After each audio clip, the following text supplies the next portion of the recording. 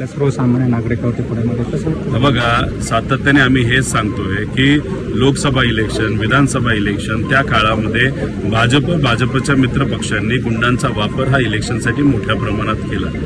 आता याच्यात काल काय घटना घडली, ते एक सामान्य व्यक्तीने फक्त यांची जी टोळी, जे काही गायवळ टोळी असेल, त्याच्या काही लोकांच्या गाडी पुढून त्याला तिथं कट मारला का काहीतरी झालं, त्यांचा इगो हर्ट झाला. सरकार यांचं आहे ना, गुंडांचं सरकार आहे, इगो हर्ट झाला.